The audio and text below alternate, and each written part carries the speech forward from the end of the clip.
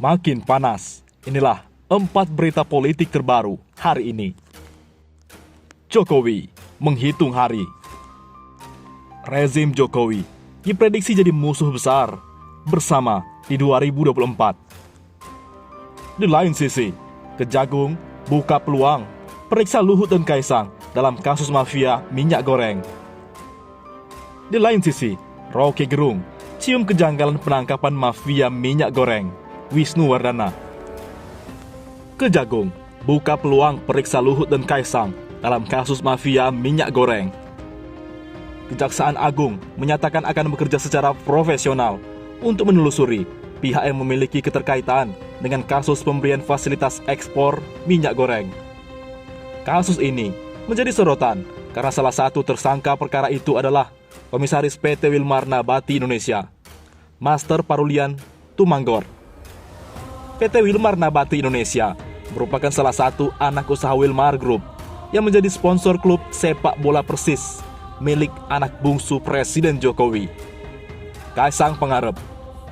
Pasca kasus ini bergulir, Kaisang pun memutuskan tidak melanjutkan hubungan kerjasama dengan Wilmar Group. Tak hanya Kaisang, Master Parulian Tumagor juga memiliki kedekatan dengan Menteri Koordinator Maritim dan Investasi Luhut Binsar Panjaitan. Bahkan keduanya menjalin kerjasama. Menko Luhut yang dikenal sebagai pemilik kerajaan bisnis Toba Sejahtera Group punya bisnis relasi bisnis dengan Wilmar Plantation.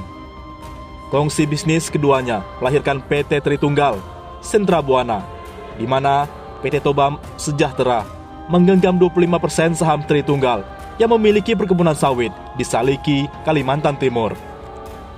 Kejaksaan akan profesional, terutama dalam tindakan profesional penyidik dalam proses mencari keterangan dari saksi, penggeledahan maupun upaya paksa dari keterkaitan saksi dengan pihak lain. Kata Kejaksaan Agung Muda, Bidang Pidana Kasus, Kejagung Febri Andriansyah, Jumat 22 April. Kita akan melakukan pemanggilan bila adanya keterkaitan dengan pembuktian dan konstruksi perkara, sambungnya. Terlebih, perkara suap ekspor minyak goreng yang ditangani Kejagung, kata dia, merupakan kejahatan yang menyengsarakan rakyat. Ia menegaskan dalam kualifikasi tindak pidana korupsi ini memungkinkan memanggil sejumlah saksi. Proses kejahatan posisinya seperti ini. Untuk memperkuat alat bukti, akan melakukan pemeriksaan. Kualifikasi tipikor menyengsarakan rakyat. Dalam proses melakukan pembuktian, dari sangkaan pasal tersebut ada beberapa orang yang diperiksa sebagai saksi. Tidak saja di pihak Kemendak, tetapi di luar Kemendak, atau ahli, atau swasta. Jelasnya, ia menuturkan sedang menjalani tahapan prioritas penanganan perkara, terutama penyidik yang tengah disibukkan dengan peneliti barang bukti elektronik BBE dan tindakan pengumpulan alat bukti lain yang menunjang konstruksi perkara. Masih berjalan penyidikan, ada tahapan prioritas. Penyidik kami disibukkan dengan penelitian barang bukti elektronik dan tindakan pengumpulan alat bukti lain cukup kuat. Apakah ada kaitan dengan gratifikasi, suap, dan lain sebagainya, ungkapnya. Di lain sisi, Jokowi menghitung hari. Mosi tidak percaya rakyat terus berkembang dan semakin nyata. Perlawanan mahasiswa bagai api yang membara. Kekacauan politik dan kehancuran ekonomi kental terasa. Unjuk rasa menggeliat, terus menyebar ke seluruh pelosok Nusantara. Negara tereduksi di bawah kendali penguasa yang keji dan mengandalkan tindakan represi. Aparatur pemerintahan gemar menghamba pada tirani, kekuasaan oligarki. Angkuh menjadi pemimpin tanpa hati nurani dan budi pekerti. Kerja-kerja sebatas slogan penuh ilusi, yang nyata hanya lautan basa-basi dan gunung-gunung janji.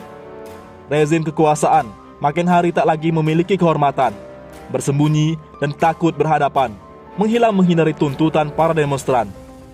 Hutang, korupsi dan kolusi, serta krisis ekonomi multidimensi telah menjadi simbol kemerosotan dan kemunduran. Di tangan pemerintahan boneka, negara terancam kebangkrutan. Mahasiswa dan rakyat tak pernah berhenti, bertekad setia menjaga konstitusi, melindungi segenap tumpah darah dan menyelamatkan Ibu Pertiwi. Tak akan selamanya diam tertindas. Mulai menyusun barisan bangkit melawan penjahat dan pengkhianat NKRI. Membawa pesan untuk rezim Jokowi, saatnya mulai menghitung hari. Di lain sisi, Roky Gerung cium kejanggalan penangkapan mafia minyak goreng. Pasca penangkapan Dirjen Perdagangan Luar Negeri Kemendagri, Indrasari Wisnuwardana, sebagai terduga mafia minyak goreng, sejumlah polemik kembali muncul, termasuk kejanggalan yang dirasakan. Hal itu diungkap oleh pegiat media sosial, sekaligus tokoh oposisi, Roky Gerung. Dia mengungkap ada berbagai kejanggalan yang terselip dari penangkapan Wisnuwardana. Roky membeberkan analisnya terkait adanya jajaran lain yang ikut terseret, namun tidak ditangkap. Lantas, bagaimana kejanggalan yang dirasakan Roky? Dirjen Pelaksana Teknis, bukan pengambil keputusan. Dalam tayangan YouTube miliknya, Roky berbincang bersama Hersubeno menyoroti jabatan Dirjen Perdagangan Luar Negeri Kemendagri yang diemban Wisnuwardana. Ia merasa jika jabatan tersebut hanya pelaksana teknis, bukan pengambil keputusan. Masa seorang dirjen bisa membuat keputusan? Ya, ada-ada aja. Dirjen kan hanya pelaksana teknis, ujar Roky Gerung, dikutip dari Hops ID. Lebih lanjut, Roky pun menyebut, jika lambat laun, semua orang akan curiga dan mempertanyakan, adakah pihak lain yang terlibat? Semua orang akan curiga. Kenapa cuma seorang pelaksana teknis, seorang dirjen?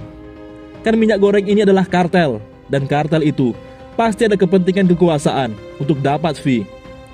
Di dalam kekuasaan itu pasti ada partner politik yang siap-siap untuk mencari uang tambahan sebagai calon legislatif atau calon presiden, kata Roky Gerung.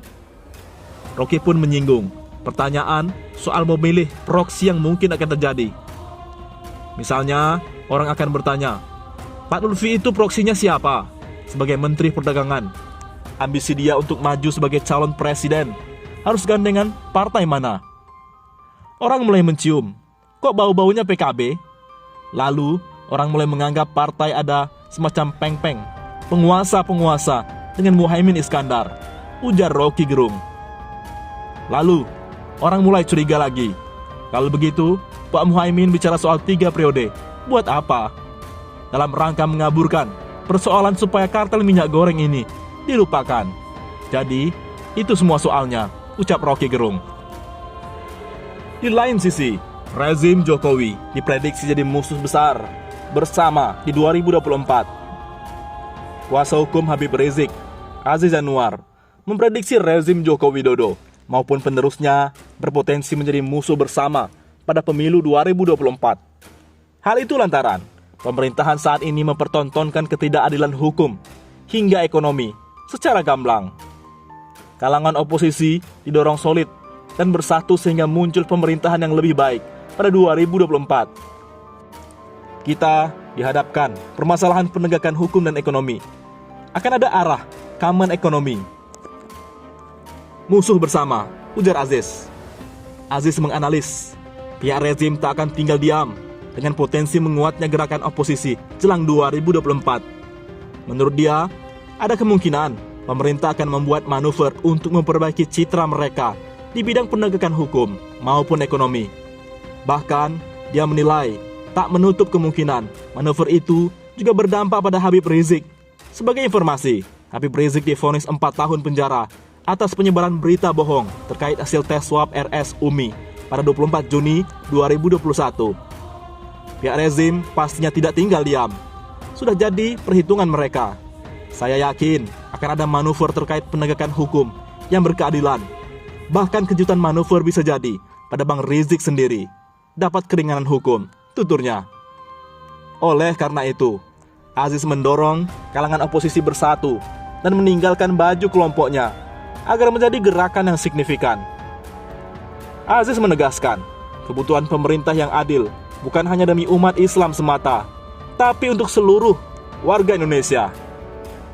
Keadilan bukan cuma domain umat Islam, bukan domain pendukung Ahok, bukan domain pendukung Anies, bukan domain pendukung Pak Jokowi, dan sebagainya. Keadilan adalah sesuatu yang dimiliki hati nurani masing-masing. Dirinya mencontohkan, ribuan umat Islam yang tetap turun mendampingi saat pembacaan vonis Habib Rizik Syihab beberapa waktu lalu. Aziz menyebut itu hanya contoh kecil semata. Menurut Aziz, sudah saatnya seluruh kalangan bersatu dan menjadikan ketidakadilan sebagai musuh bersama. Abaikan identitas politik Islam, sekuler, atau siapapun partainya. Nanti asal usung keadilan harus solid.